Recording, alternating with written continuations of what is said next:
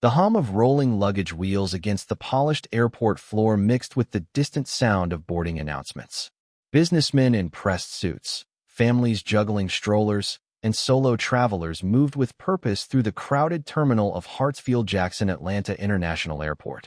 The air smelled of freshly brewed coffee from a nearby cafe, blending with the sterile scent of the terminal's air conditioning. It was just another ordinary day, until it wasn't. At Gate B27, passengers were queuing up for Flight 728 to New York City. Among them stood Martin Caldwell, a 52-year-old businessman from Dallas, Texas. He was tall, with neatly combed silver hair, sharp blue eyes, and an expression that exuded quiet authority. Dressed in a navy blue blazer, beige slacks, and polished loafers, he looked every bit the image of a successful executive. His leather briefcase, held tightly in his right hand, was as much a part of him as the Rolex wrapped around his wrist, a symbol of status and discipline. Martin was a creature of habit. Every business trip followed the same predictable rhythm: airport, priority boarding, first-class seating, and a direct flight with minimal interaction. He valued order, efficiency, and control, a mindset shaped by decades of managing high-stakes corporate deals. He despised unnecessary delays, unplanned interactions, and, though he never said it out loud, certain types of people. He sighed, adjusting his boarding pass between his fingers. It was printed with Seat 3A, a window seat in first class. He had paid extra for comfort, for distance from the cramped economy rows, and, if he was honest with himself, for a certain level of exclusivity. He wasn't a racist, or so he believed. He just liked being surrounded by his kind of people. A few feet away, Darius Walker, a 32-year-old schoolteacher from Atlanta, stood patiently in line, scrolling through his phone. He was tall and broad-shouldered, dressed casually in a gray hoodie, jeans, and a pair of black sneakers. His neatly trimmed beard framed a warm, intelligent face, and his deep brown eyes reflected quiet confidence. Unlike Martin, Darius wasn't a frequent flyer. This trip was special. He was heading to New York to accept an award for outstanding contributions in education. The news had been unexpected. He had simply been doing what he loved: mentoring underprivileged students, pushing for better school resources, and encouraging young black kids to see beyond the limitations society placed on them. Excitement buzzed in his chest, but he kept it cool. He wasn't the type to draw attention to himself. Instead, he plugged in his earbuds and let the smooth jazz of Miles Davis wash over him as he waited for his turn to board. When he glanced at his boarding pass, he grinned. Seat 3B, first class. It was a rare luxury, one he had treated himself to using his bonus paycheck. He had earned it. As passengers were called forward, Martin strode down the jet bridge, stepping into the cool, controlled environment of the first-class cabin. Plush leather seats lined the aisle, spaced generously apart to ensure maximum comfort. Soft ambient lighting cast a warm glow, creating an atmosphere of exclusivity. Martin settled into Seat 3A, adjusting the lumbar support with a practiced motion. He glanced around, noting the other passengers: a few older white businessmen, a middle-aged woman reading a Kindle, and an Asian couple speaking softly in hushed tones. Everything was in perfect order. Then, just as he was placing his briefcase beneath the seat, he felt a presence beside him. Darius had arrived. The moment Martin saw him, his posture stiffened. His eyes flickered to the hoodie, the casual attire, the confident ease with which this younger black man placed his carry-on in the overhead bin. Something in Martin's gut tightened. He turned his head toward the aisle, inhaling sharply through his nose. Darius, oblivious to the tension, smiled politely and nodded as he slid into Seat 3B. "Hey, how's it going?" he greeted casually, his voice warm and friendly. Martin gave a tight-lipped nod, muttering a curt, "Fine." He turned toward the window, willing himself to focus on anything but the man sitting beside him. Minutes passed. The flight attendants moved efficiently through the aisles, welcoming passengers, offering pre-flight drinks, and ensuring everything was in order. The murmurs of conversation and the occasional sound of a suitcase being stored in an overhead bin filled the cabin. But Martin was tense. He could feel Darius' presence beside him like an intrusion into his personal space. His mind raced. How did he afford this seat? Did he use airline points? Was he upgraded? He swallowed hard, shifting uncomfortably. This wasn't right. He deserved this space, this peace. He paid for this comfort. This wasn't what he signed up for. With a sudden exhale, he turned in his seat, clearing his throat. He flagged down a passing flight attendant. I need a seat change, he said in a low, firm voice. The attendant, a young woman with a professional smile, tilted her head. Is there an issue, sir? Martin hesitated. He couldn't just say it outright. Instead, he settled for, I'd prefer to sit somewhere else. Darius heard it. He froze, his hands resting on his lap, his jaw tightening just slightly. He had experienced moments like these before, moments where his presence alone made people uncomfortable. But this time he waited. He didn't react. The flight attendant glanced between the two men, her smile faltering just slightly. Sir, first class is fully booked. We can't accommodate a seat change at this time. Martin's jaw tightened. He didn't want to cause a scene, but the idea of spending the next 2 hours sitting next to this man made his skin crawl. He opened his mouth to protest, but before he could say another word, a deep, authoritative voice cut through the moment. Is there a problem here? Both men looked up. The pilot had arrived, and the look on his face promised that whatever happened next would change everything. The atmosphere in the first-class cabin shifted the moment the pilot appeared. Captain James Reynolds was a tall, imposing figure in his mid-40s, with a strong build and a confident stride that commanded attention. His uniform was crisp, his captain's insignia gleaming under the soft cabin lights. But it wasn't just his authoritative presence that drew eyes. It was the unmistakable fact that he was a black man. His deep brown eyes locked onto Martin's, scanning his stiff posture, the way his fingers drummed anxiously against the armrest. The flight attendant, sensing tension, quickly explained, Captain, this passenger has requested a seat change. Captain Reynolds didn't look at her. His eyes remained fixed on Martin. Sir, he said, his voice calm yet firm, is there a particular reason you need to change seats? Martin hesitated. He felt the weight of Darius' gaze beside him. He could feel the eyes of other passengers flicking toward him, their curiosity piqued. He swallowed hard. He cleared his throat. I just prefer a different seat, that's all. Captain Reynolds raised an eyebrow. First class is full. There are no extra seats. Martin shifted uncomfortably. Then maybe in business class? Captain Reynolds exhaled through his nose, his jaw tightening for a split second before he spoke. So, let me get this straight. You paid extra for a first-class seat, and now you want to downgrade? A silence stretched between them. Darius sat still, his face unreadable, but his hands had stopped moving, his body perfectly still. He had been in these situations before. He knew exactly what was happening, and so did Captain Reynolds. Martin could feel the growing tension, the unsaid words pressing in around him. Martin knew what this looked like. He could already hear the accusations forming in people's minds. Racist, prejudiced, small-minded. But he wasn't, was he? He just didn't feel comfortable. And was that such a crime? He had worked his entire life to be in rooms like these, spaces like these. And yet, here he was, boxed in, forced to explain himself like a guilty man in a courtroom. His breathing grew shallow. He struggled for the right words, his mouth suddenly dry. I just like my space, that's all. Captain Reynolds studied him. His expression remained unreadable, but his next words made it clear that he understood exactly what was happening. You have just as much space here as you would in any other first-class seat. Martin felt his face heat up. This isn't about.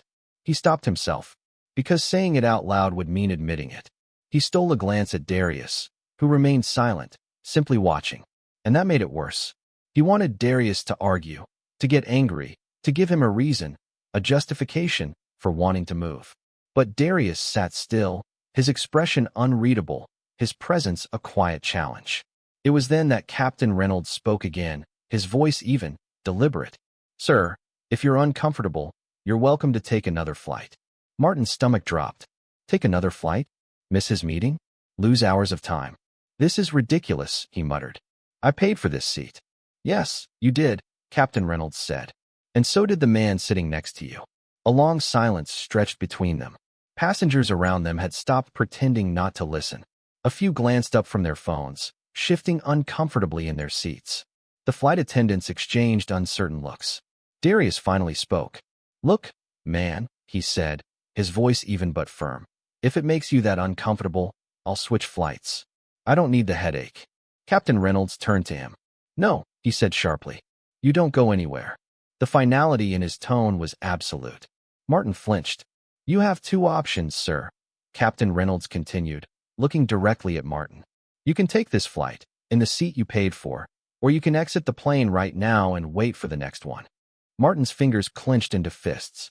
He could feel everyone watching, waiting for his decision. And in that moment, he felt something he wasn't used to feeling. Powerless.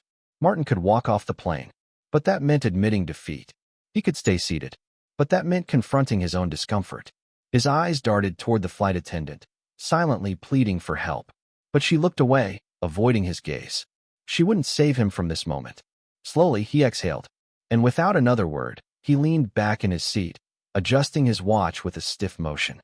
Captain Reynolds nodded once. "Good choice." He turned on his heel and walked back toward the cockpit, his message sent loud and clear. Darius shifted slightly in his seat, a small smirk barely ghosting across his lips. The flight attendant took a cautious step forward. "Would you like a drink, sir?" she asked Martin. Martin's jaw tightened. He shook his head. "No." The flight attendant nodded and moved on, resuming her duties as if nothing had happened. But something had happened. And as the flight prepared for takeoff, Martin stared out the window, his face blank, but his mind racing with emotions he couldn't quite name. He had just been put in his place. And for the first time in a long time, he didn't know how to handle it. As the plane taxied down the runway, Martin felt the weight of what had just happened settle into his bones. His jaw was clenched so tightly it ached, his fingers gripping the armrests as if bracing for turbulence. He could still feel the eyes of the passengers on him, their judgment pressing in from all sides. Even though no one was saying anything, he knew exactly what they were thinking. That guy just got put in his place. He could hear the whispers, the murmured conversations between passengers who thought they were being discreet. "Did you see how the captain shut him down? Man, imagine being that bitter over a seat. He should have just left the plane." Martin's stomach twisted. Humiliation wasn't something he was used to. Darius, on the other hand, seemed completely unfazed. He simply adjusted his earbuds, leaned back, and closed his eyes, as if none of this had affected him in the slightest. Martin hated that. He wanted Darius to be angry. He wanted him to say something, to acknowledge the undeniable awkwardness that now filled the air between them. But Darius' silence was worse than any argument. It meant Martin's discomfort wasn't even worth his time. As the plane lifted off, Martin turned his gaze toward the window, but his thoughts refused to stay quiet. Where had this even come from? Was it really about the seat? Or was it something deeper? The truth clawed at the edges of his mind, dragging him backward in time. Childhood. A small, pristine neighborhood. Neatly trimmed lawns. White picket fences. And his father, a man of strict rules and sharper opinions. "You stick with your own, Martin. That's just how things are. It's not about hate. It's about knowing where you belong." His father's voice echoed in his mind, crisp and certain. Martin remembered sitting at the dinner table, listening to his father talk about keeping their community strong, keeping their values intact. "I don't hate anybody," his father would say. "But some people just have different ways of doing things. And those ways don't mix with ours." Martin had never questioned it. Not until now. Now, sitting beside Darius, his father's words felt like chains, heavy, suffocating, outdated. Had he really been living his entire life based on someone else's fears? The plane had been in the air for about 20 minutes when Darius finally spoke. "You gonna sit there all stiff like that for the whole flight?" Martin tensed. He had no intention of responding, but something about Darius' tone made it clear that silence wouldn't be an option. So he turned his head slightly, keeping his expression neutral. "What do you mean?" Darius pulled out one of his earbuds and gave Martin a knowing look. "I mean, you're sitting there like you're being held hostage." Martin scoffed. "I'm fine." Darius shrugged. "All right, man. If you say so." A beat of silence. Then Martin exhaled sharply, turning toward Darius. "Look, I don't have a problem with you, okay?" Darius raised an eyebrow, amused. "Never said you did." Martin hesitated. His fingers twitched against his knee. I just like my space." Darius nodded slowly, clearly unconvinced. "Right. You like your space." Martin could hear the underlying meaning in his words. "That's not." He stopped himself. "I didn't mean it like that." Darius tilted his head. "Didn't you?" Martin's face burned. This was why he hated these conversations. They made him feel like he was losing control. like the ground beneath him wasn't as steady as he thought. Darius leaned back, watching Martin with quiet curiosity. "You ever actually sat next to a black man before?" he asked. Martin stiffened. "What kind of question is that?" Darius smirked. "An honest one." Martin opened his mouth, ready to deny, ready to defend, but then he stopped. Because the answer, if he was being truthful, was no. Not in college. Not at work. Not in first class. Not anywhere that mattered. Darius didn't press him for a response. Instead, he just nodded, as if he already knew. And for the first time, Martin felt something else creeping into his chest, just beneath the shame. Doubt. Doubt about everything he had been raised to believe. Doubt about himself. The flight continued in strained silence. Darius put his earbuds back in, but Martin knew he was still aware, still paying attention.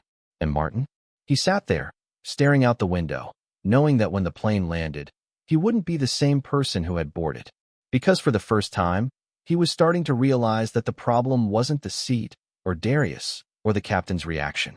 The problem was him.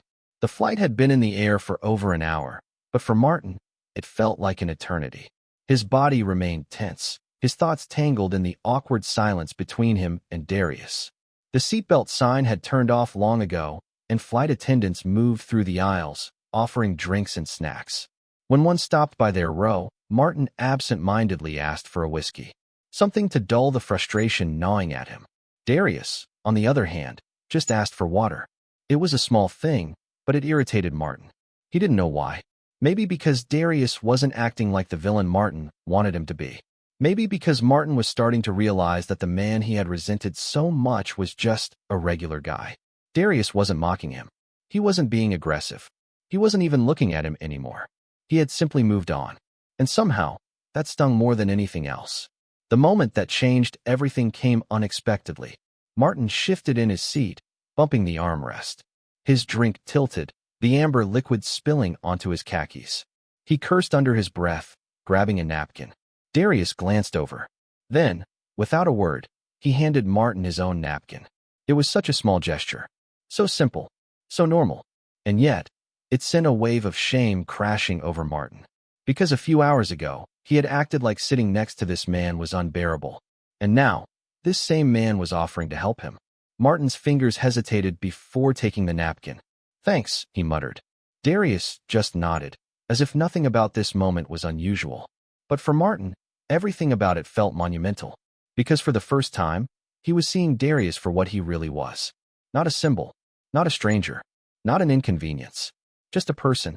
Martin let out a slow breath, staring at the stain on his pants. It would fade. But what wouldn't fade was the realization settling into his chest like a heavy stone. His whole life, he had believed that his discomfort around people like Darius was natural, that it was just the way things were. But now he wasn't so sure. Because sitting next to Darius had not been the problem. The problem had been his own fear. Fear of change. Fear of being wrong. Fear of unlearning everything he had ever known. He thought back to his father's words.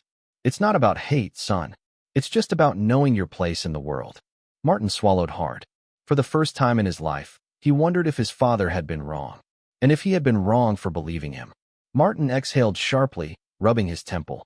Everything about this flight, the captain's response, Darius' reaction, his own emotions, had left him feeling exposed. But it wasn't just about embarrassment anymore. It was about who he wanted to be when he stepped off this plane. Did he want to be the man who clung to outdated beliefs? Did he want to be the man who avoided people because of differences? Did he want to be his father? Or did he want to be something more? Something better? His grip loosened on the armrest. For the first time since boarding the flight, Martin allowed himself to relax. Maybe, just maybe, this wasn't the worst thing that had ever happened to him. Maybe, just maybe, this was the moment that would change him. The seatbelt sign dinged on, and the captain's voice came over the intercom. "Ladies and gentlemen, we're beginning our descent. Flight attendants, please prepare for landing." Martin barely heard the announcement. He was too lost in thought, staring out the small window beside him. The city below grew larger as they descended, the evening lights flickering like stars beneath the clouds. It was strange. Just a few hours ago, he had been desperate to get away from this seat, this situation, this man beside him. Now he wasn't so sure. There was an uncomfortable but necessary awareness settling in his chest. For the first time, He wasn't trying to push it away. As the plane touched down and began to taxi, Martin hesitated. Then, before the moment passed, he turned slightly toward Darius. "Look, man," he started, his voice rough, unfamiliar. I wasn't exactly polite back there." Darius blinked, as if surprised Martin was speaking to him at all. But he just shrugged. "I noticed." Martin exhaled, rubbing his palm against his knee. The stain from his spilled drink had dried, but his guilt hadn't. "I was out of line," he admitted. Darius studied him for a moment. Then, instead of brushing it off, he nodded. "You were," he agreed. "Honest. Direct. No sugarcoating." Martin swallowed. He hadn't expected it to feel like this, like lifting something heavy off his shoulders. For the first time in a long time, he felt like he could breathe. The cabin door opened, and passengers began gathering their belongings. Martin unbuckled his seatbelt but didn't immediately stand. As Darius reached up to grab his carry-on, Martin found himself saying, "So, what do you do?" "For work, I mean." Darius paused, giving him a curious look. "I'm a firefighter," he said after a moment. Martin blinked. A firefighter. This man, the one he had refused to sit next to, ran into burning buildings to save people. People who might look like Martin. The realization struck him harder than expected. Martin cleared his throat. "That's real work. Real important work." Darius gave a small smile, slinging his bag over his shoulder. "It is," he agreed. "And you?" Martin hesitated. I work in insurance." Darius nodded, as if it was just another answer, nothing more or less. Then he did something Martin hadn't expected. He held out his hand. A simple handshake. A choice. Martin stared at it for a second too long. Then, slowly, he reached out and shook it. The moment felt bigger than it should have, because it wasn't just a handshake. It was a step forward. As Martin stepped into the aisle, his mind replayed the day's events. The frustration, the anger, the discomfort, but also the clarity. He had spent his whole life believing people had to stay in their place, that there was a natural divide between us and them. Now he wasn't so sure there needed to be a divide at all. As he walked off the plane, something inside him shifted. It wasn't a grand, dramatic transformation, but it was a beginning, a crack in the foundation of what he had always thought to be true. And sometimes, that's all it takes. At the gate, passengers scattered in different directions. Martin spotted Darius walking toward the baggage claim, blending into the crowd. For the first time, he didn't see him as a stranger. He didn't see him as a black passenger. He just saw a man going about his life. And for the first time, Martin felt like he was finally going in the right direction, too.